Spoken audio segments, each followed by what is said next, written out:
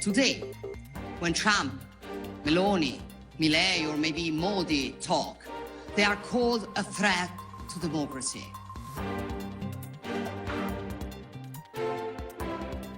Italian Prime Minister Giorgia Meloni's recent address at the Conservative Political Action Conference, that's CPAC, has reverberated across the global political arena.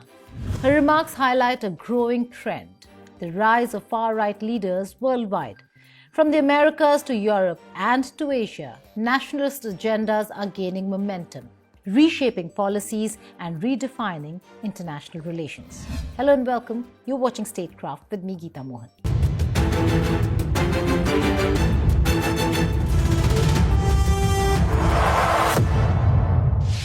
In her speech, Prime Minister Meloni criticized the global leftist network, accusing them of double standards. She emphasized the contrasting perceptions of leaders based on their political affiliations.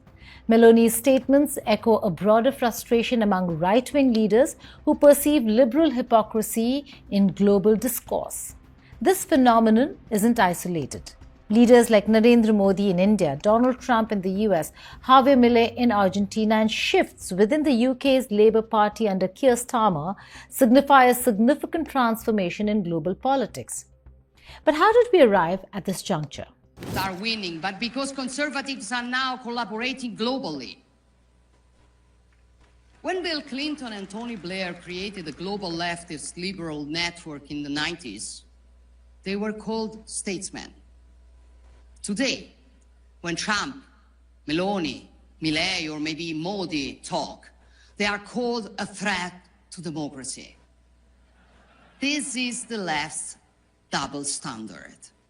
But we're used to it. We are used to it. And the good news is people no longer believe in their lies. Despite all the mud they throw at us, citizens keep voting for us. Because simply, people are not naive as the left considers them. They vote for us because we defend freedom. We love our nations. We want secure borders. We preserve businesses and citizens from the green leftist insanity. We defend family and life. We fight against wokeism. We protect our sacred right to our faith and our free speech. And we stand for common sense. Historically, periods of crisis have often paved the way for the ascent of far-right movements. The Great Depression of 1929, for instance, led to the rise of authoritarian leaders like Hitler and Mussolini. Similarly, post-Cold War uncertainties in the 1990s spurred nationalist movements across Eastern Europe. The current global rise of far-right movements is intricately linked to economic disparities, immigration debates, and cultural identity concerns. Economic discontent, fueled by globalization and technological advancements, has marginalized segments of population, creating fertile ground for far-right leaders to advocate for protectionist and nationalist economic policies. Increased migration has intensified discussions over national identity, with far-right groups capitalizing on these sentiments by promoting stricter immigration controls and the preservation of traditional cultural norms.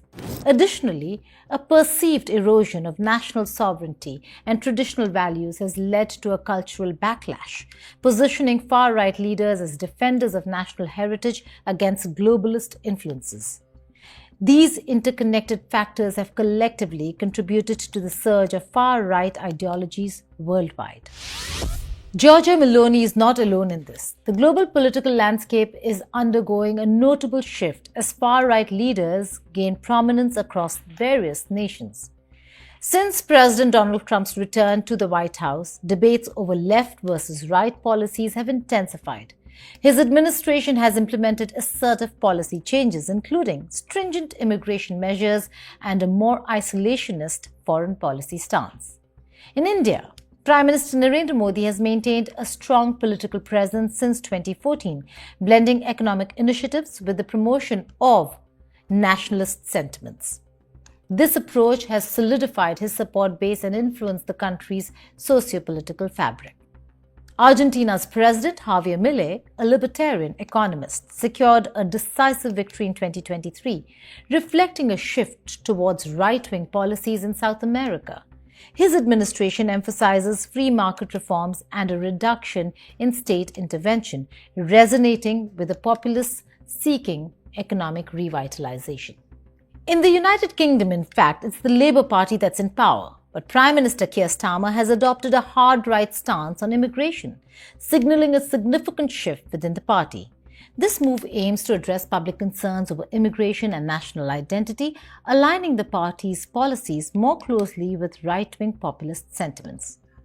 Europe is witnessing a notable shift as well. In Germany, the far-right Alternative for Deutschland, that is AfD, achieved a significant breakthrough in the recent election, securing about 21% of the vote, nearly doubling their previous result.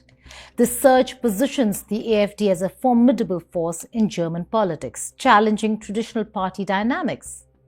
As Prime Minister Meloni called out the international community for its double standards when it comes to the left and the right, there is a shift that we see, and this is a sign of changing times. It also means that the world is divided, polarized, with major wars like Russia-Ukraine and Israel-Palestine war currently ongoing in various parts of the world. It leaves one to wonder if this rise of the right can really divide the world yet again. The rise of far-right leaders has already influenced foreign policy decisions. Trump's isolationist approach, Meloni's push for European sovereignty, Modi's assertive nationalist stance, and Milei's radical economic policies are shaping new global alliances and fractures. The question remains, are we witnessing a political realignment that will define the future, or is this merely a pendulum swing before another shift back to centrist or left-leaning governance? Will these far-right movements cement their influence through structural changes, or will economic shifts, demographic trends, and public pushback eventually curb the rise? Thank you for watching Statecraft.